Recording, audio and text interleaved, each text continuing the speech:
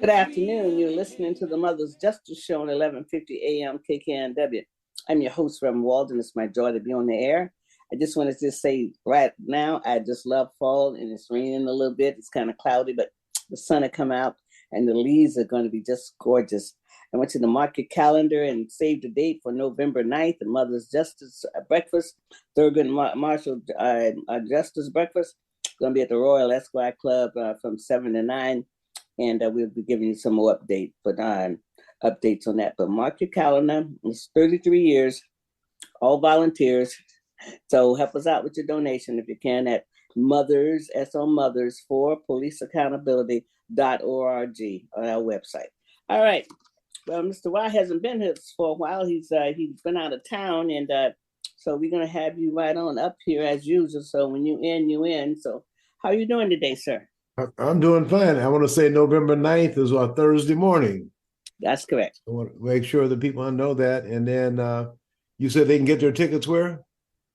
Oh, well, the tickets are going to be available really soon. I mean, we're still working on that, but we'll save the dates and that type of thing. I'm waiting on Chicken to get set that up, and then get set up here probably this week. Yeah, so we have sponsorships from the NAACP, ACLU, and all the righteous organizations?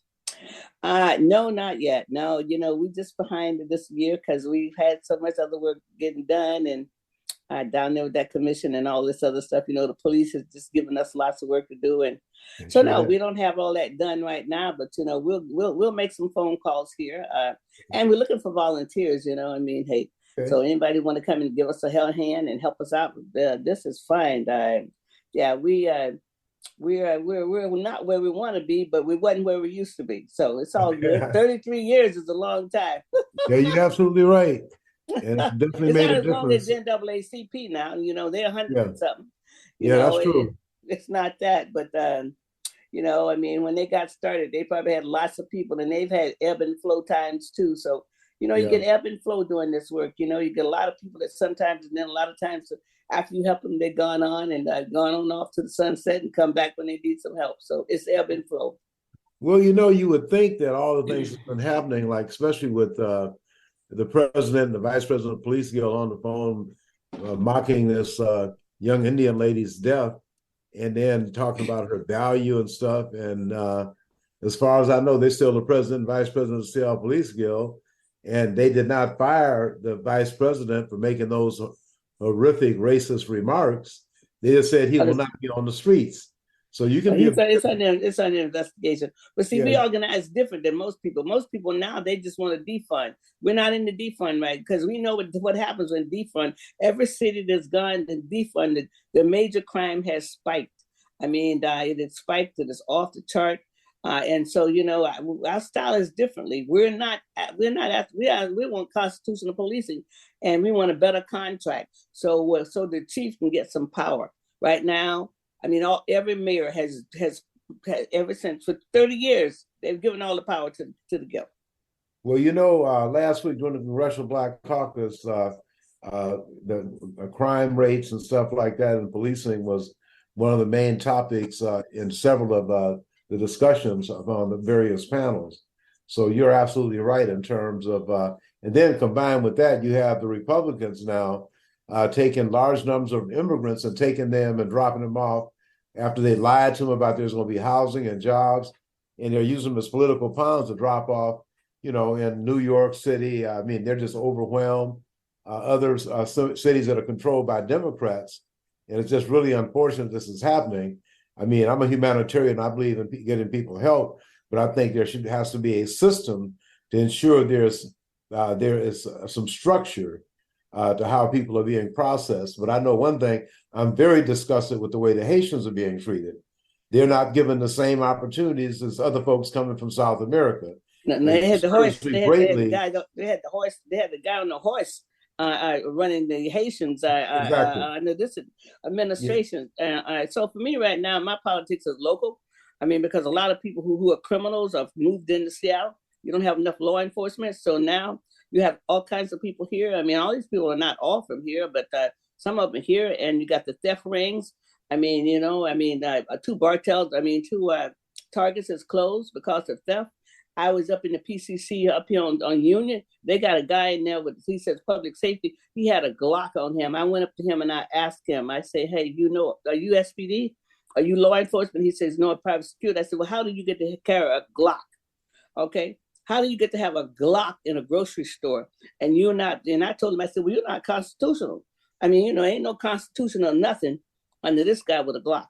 And well, I've seen 3 or 4 citizens walking around with their Glocks taped to outside of their pants, like they got a shoulder for it. So, well, they probably got a permit, but I mean, this is security walking around. He has a sign on said public safety. He has a little badge on, and so most people would think he's law enforcement. But I had enough sense to ask him. He had a Glock on him. Mm-hmm. Okay, a Glock. Okay, I mean that's a notch above just a regular handgun. Yeah, and that's a problem. Yeah, I mean, but if theft is so bad in Seattle because of previous city council, the previous city attorney stopped prosecuting misdemeanors. So if you don't prosecute misdemeanors, they're gonna go on to be felons. So I mean, the town is overrun with people who want to harm people. I mean, and we have to come to that reality. And so most people don't want to understand. Most people don't want to organize the way we do because we organize for solutions and long-term things. I mean, you got all these apartments. How are you going to have a city if you're not going to have more law enforcement and you building all these apartments and all these people coming is not going to be good citizens? Yeah. Well, I was trying to tell the chief, I suggested to him before that there are probably a lot of qualified people. We know there are some oath keepers and proud boys in the ranks of the military, but I think they could be screened out. And they've been awfully quiet since they've been getting 22 and 33 years. Matter of fact, we had one from Auburn, Washington that was back in January 6th. Oh, yeah. Mm-hmm. So, but then again, we also had 6 Seattle police officers that was also back in Washington, D.C. as part of it. And they were able to keep the names out. So we don't know. The vice president of the Guild, who's on the phone, might have been one of the police officers that went. I think 2 like got fired, but I think it's 4. We don't even know who they were. And how can they have so much power that their names are not listed? Okay. Well, you're on the right committee to demand that, I think. Well, I mean, it's a contract. I mean, you know what? It's a contract. The city council and the mayor signed a contract that took most of the power away from the police chief. Now, they need to fix that. We can't fix the contract. We can organize and tell people about it, but we can't fix it. That's the mayor and the city council. So in other words, that person wouldn't have sent the footage about the Trump flag and the mock tombstone of the 19-year-old black man that was killed by the police. It was an East Precinct. If someone would have snuck that video out, or if they had not been on the vice president had not been on there making those remarks about the young lady that was killed by a police officer going 3 times the speed limit. And then to talk about her value, she'll get a check for $11,000. I mean, it was just so sickening. And to have anybody on the police department with that kind of mentality, to me, that's a disqualifying characteristic right there for the person to make those. That's inhumane to make those kind of statements. Well, but joke about somebody. But then again, if you can also have a mock tombstone of one of your officers killed up as some kind of trophy in the East Precinct, you can see the kind of mentality that's in the ranks. It's unfortunate, especially from the leadership. It's really discouraging more than anything else to think that the leaders of the police guild would be this insensitive, this inhumane. And I'll see now that the company that examines the police recordings is not going to have a contract. They said it had nothing to do with the president and vice president. Now we're still looking into that. I mean, that's something that we can figure out, find out about. But one of these things I for sure is that we always wanted to believe that they could have a lot of these things for prerequisites to employment. You will have your camera on. These are things you will do. I mean, if you break the rules on this, they ought to be able to be fired and not get their job back. I mean, doctors, when they lose their privilege at some of these hospitals, they don't get them back. And so why do we pay them? Because they're our employees. They work for us. And why do we pay them all this money when they don't want to bend to follow the rules? But these are old officers. But the same officer that you're talking about, the city paid out $2 million since 2014.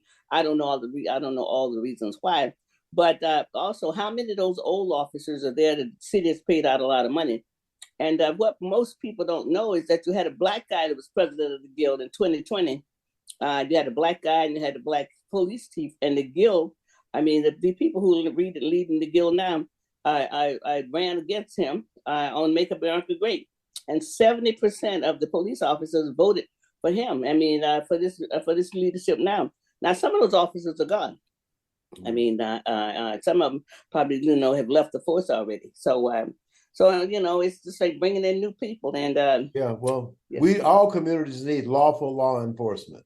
That's right, lawful law enforcement. Lawful law enforcement. That's right. That's what we need. But going back to the Washington D.C. Congressional Black Caucus that was held last week, Thursday through Sunday, there was a lot of good things happening, and I was able to reestablish contact with quite a few of the folks. Their priorities, they're talking about what we're talking about right now. They're talking about that as well, and they're also talking about the impact that the Republican-led settling of these immigrants into these democratic cities is, just is a political ploy. If people need help, give them help. But to use people for a political pawn is just unacceptable. And there is a structure, and they're so gung-ho on rules and regulations, unless they can violate the rules and regulations to benefit what they're trying to put forth. And so they want to say then, well, look, and there is a crisis at the border. Something needs to be done. I'll admit that myself. But I'm very concerned with the disparate treatment that the Haitians are facing as opposed to everybody else. And they're a lot closer to us than El Salvador, a lot of those other other countries in South America. And I said, I believe everybody should receive some help, but I don't think the Haitian community should receive anything less. And there's been nothing but disrespect. And I took it up with a couple of Congressional Black Caucus. When are we going to level the playing field on immigration? And when are we going to stop mistreating the Haitian community? And Haiti as a country, as we know, was liberated. It was a French colony, and Toussaint Louverture kicked Napoleon's army out of Haiti, and then the United States and France got reparations from Haiti for 50 years because France says, you've disrupted our industry because they had people over there picking cotton for free on plantations. So they interrupted their industry. And for the United States, also good. That's why they now have a stable economy. That's why the structure is so in disrepair, because of the fact you take that kind of resources out of a country for that long. As far as I'm concerned, the United States and United Nations need to go forth right now with an investment plan in Haiti.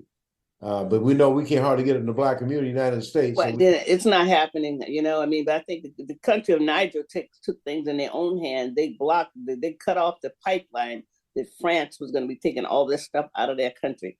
And some of the African nations now are absolutely finding their strength to stand up and say no more, that you're going to still be taking all the resources out of our country and leaving us poor while you get to live the good life in your countries. And it's the African resources that everybody wants. I mean, even Russia want it, but Russia act like they're going to help them right now. But they're standing up in Niger, and they're telling the French, no, you're not going to take anything out of our country to make life better for French people. So there's another wind blowing. It might not be blowing here yet, but it's another wind blowing on the continent, which is refreshing on some levels. But that is very refreshing, because as a person that was involved with the anti-apartheid movement, I know how the United States and Israel were holding up the apartheid government. And some of my friends in the Jewish community said, well, we did it because the United States made us do it. I said, no, it's just unfortunate. But as it all worked out, Mandela was free, and South Africa is free, but I don't know exactly what the political status is right now. But I know that apartheid is out the window.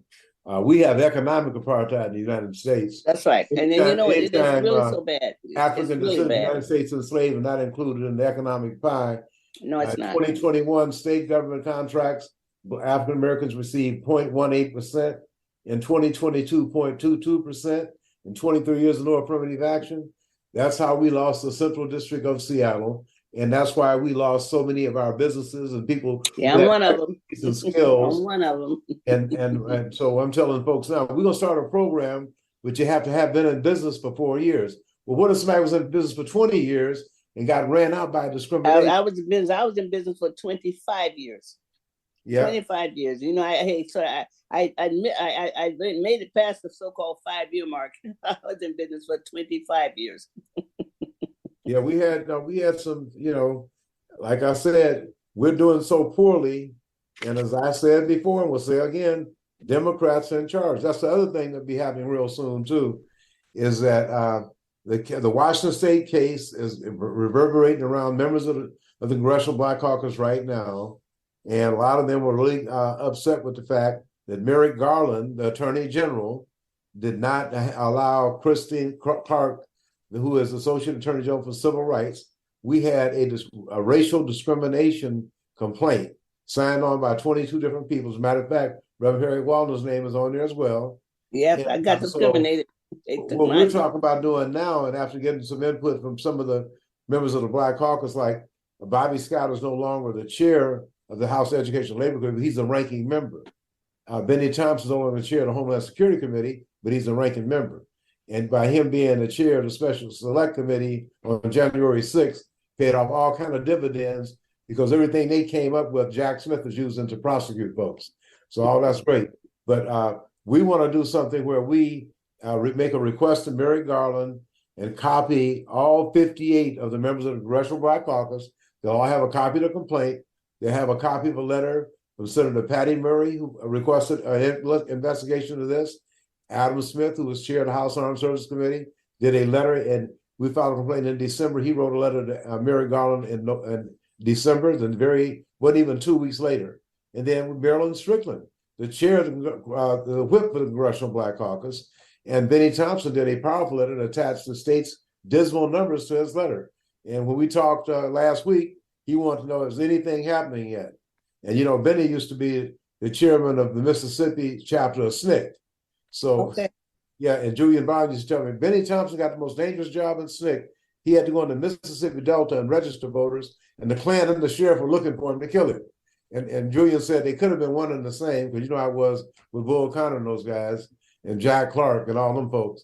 But anyway, we're gonna do this. We figure that if we have 58 members of the Congressional Black Caucus called Merrick Garland, he might get off the dime and do what he's supposed to do instead of dodging his responsibility. By going to the Justice Department, the people who have been harmed can be made whole. Going to the Transportation Department is not going to do anything but get you some more delays and apologies. They don't have the authority, like the Justice Department, to bring about justice for Black folks in Washington State who have been discriminated against and harmed economically and otherwise. And we want people made whole. We don't want just an apology, or you might get a contract next week. As a matter of fact, we have a meeting coming up next week. Solicitations out for this infrastructure money. And on the solicitation, it has, you don't have to use women or minority firms in order to make a bid on this project. Now, if you let the state let people know that, it's going to be 0.1% next time. If you tell somebody they don't have to use minorities or women, they're not going to do it. Well, it sounds to me like they're going backwards then, because if you don't have to use them, then that means that the old boy club that might have a daughter or have a son or whatever, I mean, they're going to get all the money. I mean, equity is just not here. I mean, how long down south they say, Lord, how long? And we used to say, not long. How long are we continue to ask these people for equity in tax dollars or in the federal money that they get? I mean, Gregoire, when the money came in for all of this other stuff that came in from Obama, none of it came to Seattle. She gave it all to small counties, so that meant that Black people didn't get any of that money. I mean, so. Well, here's the deal right now is that President Joseph Biden raised the goal on this money from 10% to 15%. And if the president, and we're going to make sure that the folks in the White House get a copy of this to make sure they can see that some folks are going their own direction in spite of the commitment that's been made by the president of the United States. So it has to be consistency. And we're going to have to ask the White House, do you realize that in our state, people are given an option on whether or not women or minorities could be included? And I'm not going to speak for everybody else, but I'm more concerned with our people who've been left out, because when Black folks do well, everybody else does well, because we're the last ones to get to. Okay. Is that on federal dollars though? Because federal dollars, right. Federal dollars still have affirmative action attached to those dollars. Exactly. Okay. And that's federal why dollars does, and that's how we got iced out, because all that money that went to the UW and all the research projects and all of that stuff, all of that money had supposed to have had affirmative action on it, and nobody got hired on it. Yeah. But we're gonna meet with these folks. If they don't remove that, then there will be a visit or a phone call from the national president, Wendell Stimley, to the White House regarding what the president has designated has been a 15% goal for minorities on this infrastructure. Yeah, on that Jobs Act money. Mm-hmm. And see, Congresswoman Marilyn Strickland is on that committee, on the House Infrastructure and Transportation Committee. So, we definitely going to bring it to her attention. And I guess they still had to stay in D.C. all week so to make the weekend so the government wouldn't shut down. So I'm glad some people came to their senses on that. Although it's just for 40 days. For 40 days. But now one thing you were working on also was about the special set aside, not special set aside, a righteous set aside for us on all of these jobs, since we've been the longest people here outside of the Native Americans and the Mexicans down on the border. That was here, that was already here. I mean, so how's that going? I mean, that got waylaid. No, we have to still go through this process. The complaint's been filed, the documentation's there. Their numbers, not our numbers. We know that 4 Black contractors went out of business on the Seattle Tunnel Partners project alone. We also know that about 10 of the Black trucking firms have gone out of business. But as long as you put the truckers under a prime, where they should have their own contracts with the owner, and I propose this to people who are involved in looking at the situation, that they would be able to have a banking relationship because they'd have their own contract. They could end up with more than one truck because their creditworthiness and their banking relationship would allow that. It also would allow them to expand the kind of work that they're doing. So we're still going to be pushing for that. And I'll let you know just as soon as this letter, you'll get a copy of the letter because your name is on the list that goes, everybody who signed up as a complainant had to file out a special form so that everybody knew who was who. And as soon as that letter goes to the Attorney General and with copies going to all 58 members of the Congressional Black Caucus, you will get a copy of it. So we're going to see what we can do.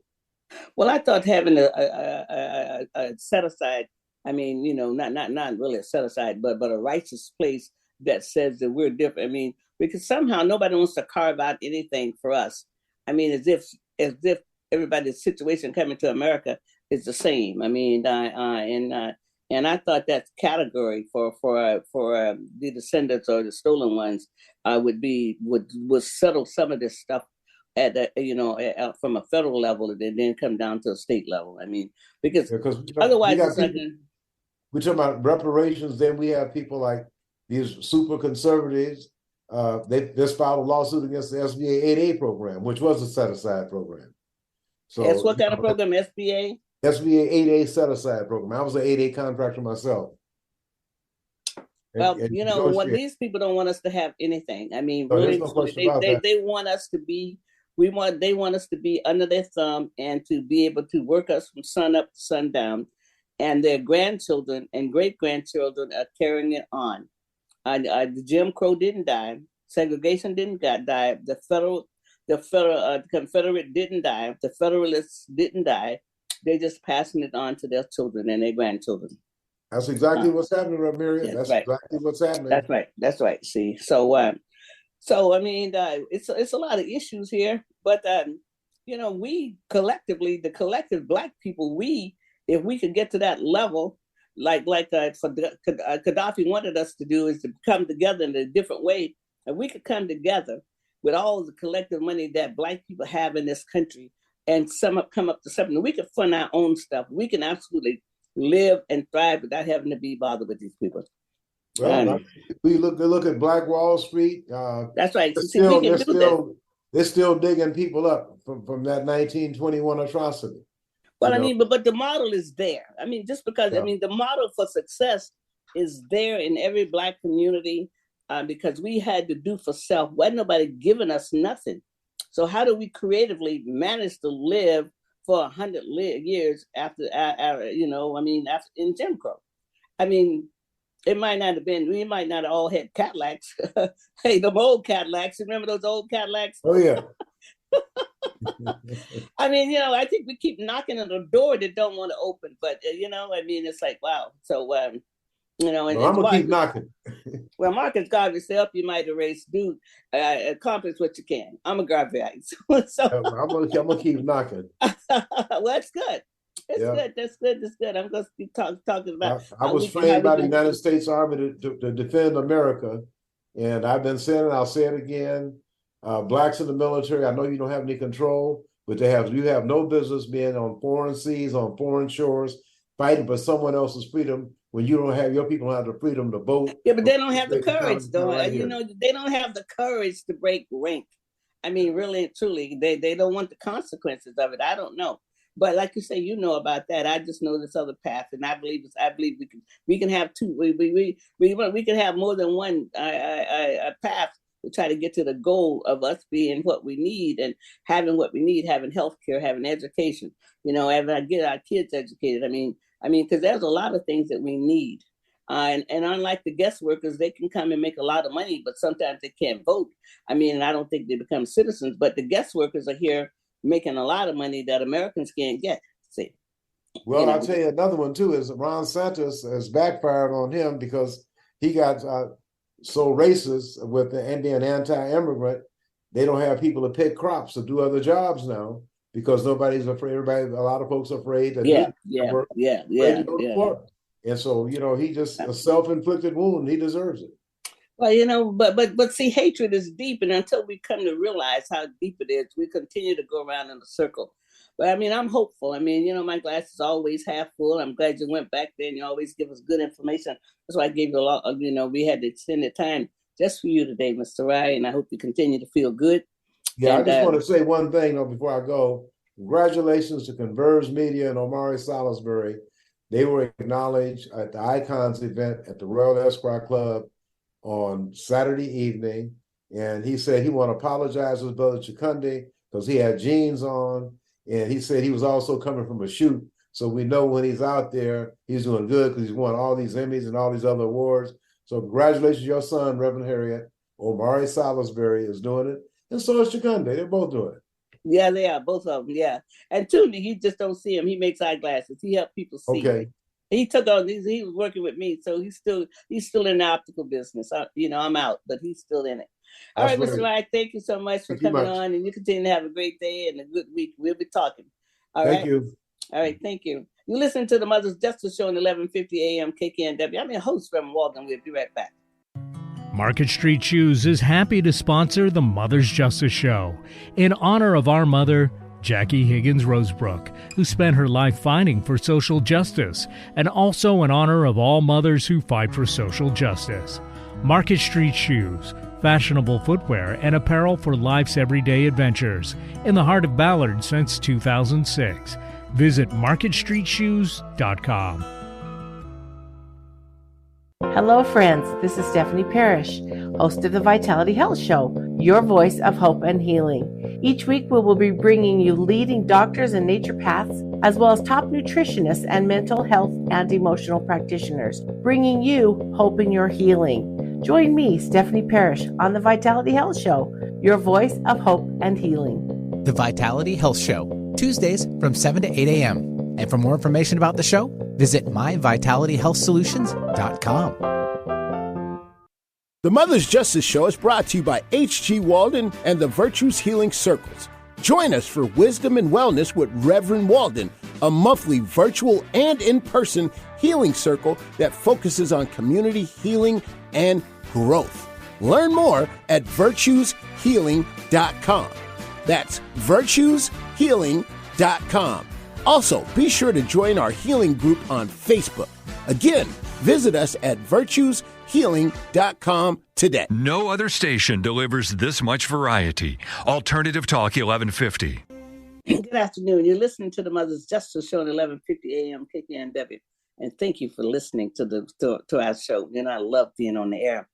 I have an announcement here. Mother's Justice, Mother's Thurgood Marshall Justice Breakfast is going to be October the 9th at 7 to 9 a.m. at the Roy Esquire Club. And you'll have more information coming soon, and tickets will soon be available. I want to thank everyone who came and supported us last year. 33 years, who would have believed it? I thought the world would be all right. I thought by 30, but now that the world would be all right, and guess what?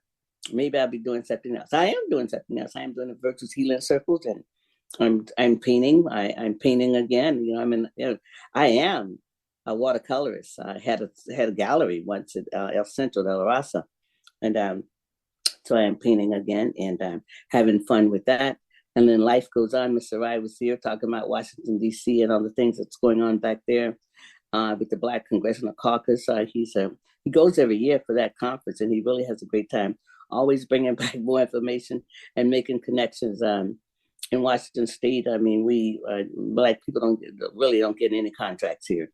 I mean, they take our tax money and, might talk bad about us and all those kinds of stuff, but we don't get our fair share of the tax money back into our communities at all, and that type of thing.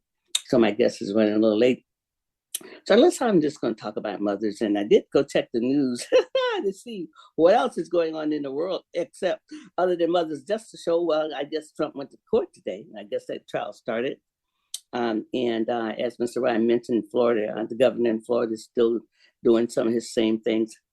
But I think sometimes I want to talk about is just how insidious poverty is, and what happens when governments make sure that people that live in these states, especially governors, make sure that poor people can't get jobs. The wages are so low and then the utilities are so high. And my granddaughter, when she was at Tuskegee, she had wasn't living on campus. She was paying $300 a month for utilities, because a lot of those other states, the utilities is owned privately. So so that makes a big difference. So anyway, so poverty, people got to be lifted out of poverty, and if the government don't understand that, then people have a cycle of poverty that they can't get out of. And so my guest has arrived now. I'm going to bring on Miss Victoria Beach, and she can unmute herself, and I'll introduce her. She's been on before to Transparency. We worked together in Seattle. And we've done quite a few projects together. And how you doing, Miss Beach? I'm good. How are you? Well, I'm good too. I love radio. I'm always jazzed on Mondays and the first Tuesdays, and the first and third Tuesdays of the month, because I do the Marcus Garvey Book Club. So those are two things that pretty much keep me jazzed, intertwined with all the other things I do. And my beauty breaks that I take every day, I always have a beauty break that I post. And these are things that keep me happy. And I'm writing my second book, as What's in Your Spirit Basket. Every day I post, I'm writing my book online. So I'm doing that one. So, but welcome. So I know that you're busy. I think you had to take a little break today in order to do this. So I appreciate it. So my other guest, I wasn't sure.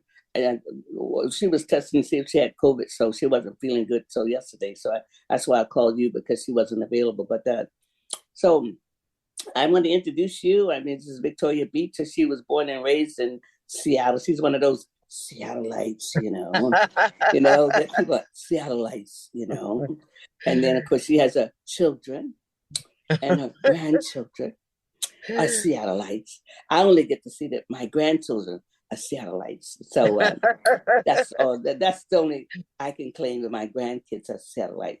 So you got how many generations here, Miss Beach? Welcome. 5. My grandkids are the 5th. Yes. Wow, they are amazing. It Yep. is amazing. It is amazing, and you've seen a lot, and you're so engaged in your community, and it's so necessary to keep, Yep. to not ever not give up the fight. So, I mean, and you want to just talk about, I mean, I know you're involved with a lot, but I think what you might want to be talking about today is your latest project that you're involved with, beyond the badge, Before the badge. Yep. before the badge. That's right. And you're part of that also. It's a 5-week program for all new recruits. They have to take it before they join the academy, and it's giving them tools where they will not have an excuse to mess up in while they're doing their job. You and I talk about Black history with them and our history with police. Mine were really bad, and it's really intense. And they have a psychologist they meet with 4 times a week on wellness and to know when you need to stay home from work if you're going through a lot and having a bad day. They're teaching them, giving them so many tools. I take them out to what's left of our Black community, introduce them to Black-owned businesses. They do a CID tour, a native tour. They're starting a new one tomorrow with that. But it's teaching them all the skills they need to be the best officers there are. And that's what you and I are doing, is hopefully weeding out the bad ones and bringing in the good ones to make a change in our department and city. Well, I had Mr. Rye on, and we were talking a little bit about policing, and I was saying that mothers, it's looking for volunteers. And then he started talking a little bit about some of the other groups. I said, well, we organize different. A lot of the other groups are into defunding. I mean, we're not into defunding the police department because we know what happens in our community. Our people are still suffering from oppression. I mean, Right. internalized oppression. You don't get rid of that in 100 years. I mean, really, truly, No. 240 years to make a slave and all this oppression. I mean, people are doing better. I mean, honestly, are. But then you have people who have not been connected with culture, because culture helps you do better. That is right. I mean, culture helps you. I mean, that's why I always say history is my Bible, because culture. I mean, you can go to the history book and look, and you can learn culture and all the things that we've done in America, and almost everything that somebody uses today was invented by us. Right. You said, a lot of the other groups are for defunding. You and I are not for defunding. We need the police, but you and I are also, we're going to hold them accountable. That's what they're missing. We need the police. And when we don't have them, the Black community is the community that suffers, and I get it. I get it that people have trauma. I have trauma too from the police, but I'm willing to be a part of it to make a change. And a lot of these other groups, they're not even from here. They're from other places, and some of them don't even look like us, So don't tell me what's best for That's right. me and my city, Look at the crisis we're in. Look how our city looks. Look at the crime. Yeah, just look at the crime. Just look at it. And and I mentioned to Mr. Rye is that every city that had an attitude of defunding, crime escalated, because it's not enough officers, number one, and then number two, maybe they just not doing their job. And and number three, you have all this element that's coming in here. Look at all these theft rings that came in the Washington state. I mean, and especially over here in this part of Washington. And look, you have 2 targets closed now because of theft. Okay? Right. I mean, because of theft. Okay.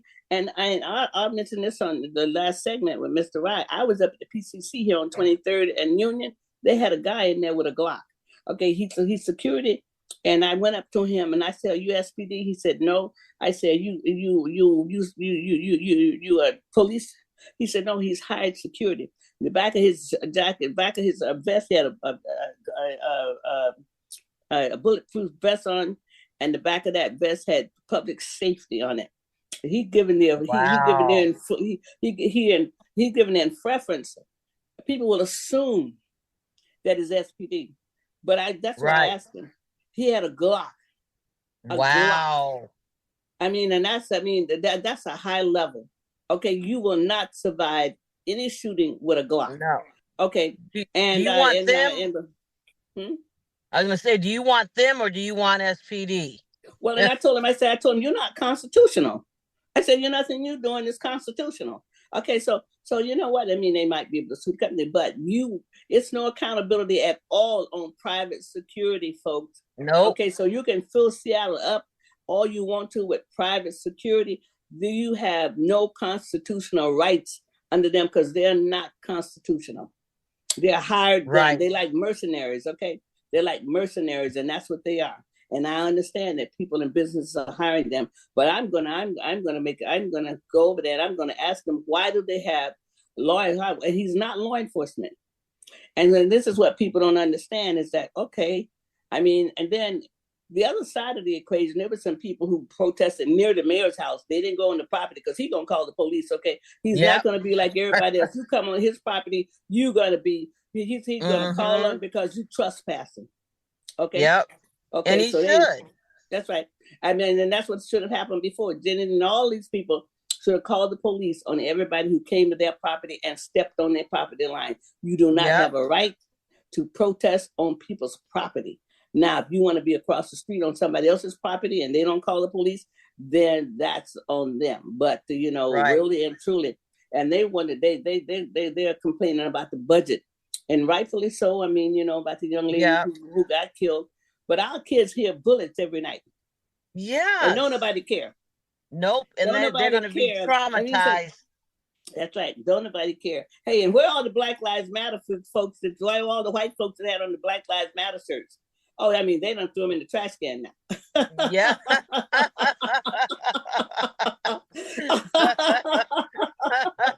It's amazing. I mean, it's like 3 years ago. Black Lives Matter, I'm speaking for it. And so they got what they wanted. These are people who really already had animals with the police and did not want them anyway. And so now you're going to have the immigrants, because most of the East Indians are here on, except for a few exceptions, a lot of them are here on work visas. See. Yep. And they're making a lot more money because Microsoft don't hire hardly any Black people, or anybody from America. They get 150,000 people from India and other countries, and they pay them. They make a good wage, but they don't make the same thing that the Americans would make. See, so it's a game, and we're left out of the game. We are. We left out of the game, and it's amazing. No one stands with us. It's our trouble. The cheese stands alone. Yep. You're right. You are absolutely right. And we always talk about people of color. We're always doing this, but the colored people, who the word was coined for, on the very end, we stand alone. Yeah, Let's take a quick break here and come right back. Okay. Okay. Yeah, let's take a quick. You listen to the Mother's Justice Show on 1150 AM KKNW. I'm your host, Rem Walden. We'll be right back. Market Street Shoes is happy to sponsor the Mother's Justice Show in honor of our mother, Jackie Higgins Rosebrook, who spent her life fighting for social justice, and also in honor of all mothers who fight for social justice. Market Street Shoes, fashionable footwear and apparel for life's everyday adventures, in the heart of Ballard since 2006. Visit marketstreetshoes.com. The Mother's Justice Show is brought to you by H.G. Walden and the Virtues Healing Circles. Join us for Wisdom and Wellness with Reverend Walden, a monthly virtual and in-person healing circle that focuses on community healing and growth. Learn more at virtueshealing.com. That's virtueshealing.com. Also, be sure to join our healing group on Facebook. Again, visit us at virtueshealing.com today. Find out the latest about your favorite shows on Alternative Talk 1150. Check out 1150kknw.com. Good afternoon. You're listening to the Mother's Justice Show on 1150 AM KKNW. I'm your host, Rem Walden. It's my joy to be on the air. And I want you to please mark your calendar. please mark your calendar for March. For Mother's Justice Breakfast, Thurgood Marshall Justice Breakfast on the 9th of November, from 7 to 9 at the Esquire Club. We'll have some more information about that coming soon. Want to bring my guest back on, Miss Victoria Beach. She's one of those people who was born here, you know. Oh, and they have. I love it here. I love my city. Or should I say, I love it, but I miss what it used to look like and how safe it was. You and I talked about, I feel like I'm the last generation that could run free, not worry about gang violence, pretty much no violence. Sometimes our neighbors, we never even locked our doors, but you can't do that now. So, the work I do is I just want to bring change to get back to where we used to be. I don't know if we'll ever get all the way back there, but, I chair the African American Community Advisory Council for SBD, and we've had great meetings, and you were part of it last week, it was, and you said a prayer. It was we held a little vigil for the young woman that was hit by the car from the officer, and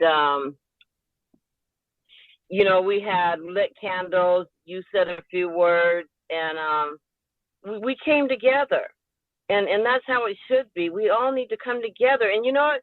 Sometimes we have to agree to disagree. We're all not going to agree together all the time, but we're adults. Agreed to disagree. Right. And that's what I'm hoping for. I'm hoping one day that we can have a great police department where they get out of their cars, they know the community, they work with the community, and that's what I'm hoping for. I think a lot of people's hoping, and I think it would be a real good idea we have to organize people who absolutely want public safety and want public safety for everyone. They want to be able to have detectives to work on these unsolved cases. They want the missing and indigenous women. That's gone to the side. I mean, because you don't have enough detectives or anything to work on that anymore, and also domestic violence and all of that stuff. And so So I mean, and I think what we the people who know more need to do a one of those organizational charts so people know all the things that police do. I mean, well checks. I mean, look how many well checks they go in now. They find people, or when they find children who've been abused. I mean, really and truly, they do a lot that the community. I mean, they have found. I mean, that's why wellness is so important, because a lot of times they go from one bad thing to another. I mean, because all of these officers are not harming people, and they go to a lot more murder scenes. And then those scenes, and then have to go right back to work. I mean, it's like, it's a lot, and it is. I think because now people are going to be organizing against the budget. So I think that people who absolutely want public safety for the whole city need to also be organizing, really and truly, because we can't let this go like they did in 2020. No, and our people like to wait till the last minute or the day up. No, we need to organize like the other side organized. They don't stop at all. But one time we didn't stop at all. I mean, affirmative action and having good jobs took some. But you're right, and I think that's going to be the call. Is that if you want a safe police, I mean, if you want a safe Seattle and a safer Seattle, you need to start calling the city council right now and say you support the mayor's budget. I mean, so you can even do a phone call. I mean, really and truly, if you can't go down there, those phone calls, or you can send an email. I mean, all that's part of the public record. I mean, all of that is part of this, especially an email. I mean, if we got, people out selling, because most people know how to send an email. And then what you do is you send it to the whole council. You don't just send it to Swan for this district. Because she's going to vote no anyway.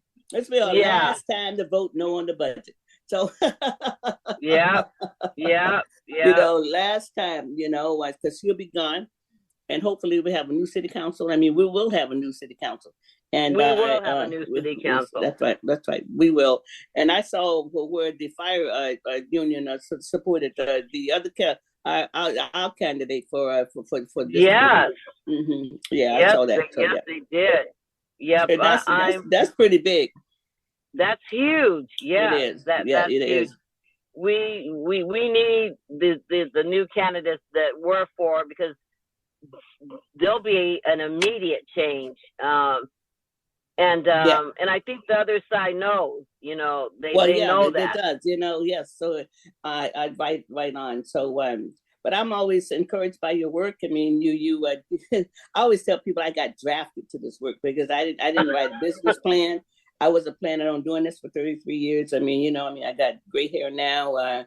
Moving not as fast, and grandchildren. My oldest granddaughter is 26, and my kids used to say, "Mama, won't you stop? Won't you stop?" And then somebody else always calling and that type of stuff. But you're doing the work, and we don't get paid. You started out as a volunteer. You wasn't getting you wasn't on nobody's paycheck. Payroll. But this program before the badges, I'm so glad that you're one of the main people in that. I just do it once a week for once a month, but you're doing it more. You're really there, and I'm so glad about that. So we're running up against this clock now, so we'll have to say goodbye here in a minute. But I always also we had a good time on Saturday night at the and you sitting with the police chief. Beautiful. So did too. Yes. So did our former police chief Carmen Best. Always looking good. Yes. Yep. All right. Well, thank you for coming on my Mother's Justice Show, and I've been thank you, and I appreciate you. I appreciate you so much and the work you've done. This city loves you and needs you. Well, thank you so much. God bless you too. Thank you. You've been listening to the Mother's Justice Show on 1150 AM KKNW. I'm your host from Walden. I'll see you next week. Take care. At Arizona State University, we've made online education better, smarter, and more personalized so you can go further in your aspiring field. I decided to pursue medicine once I realized that ASU did have the online program for biological sciences. You're still required to learn the same curriculum. You're still being tested on the same content that anyone would be tested on in person. The comprehensiveness of the program prepared me so well for medical school.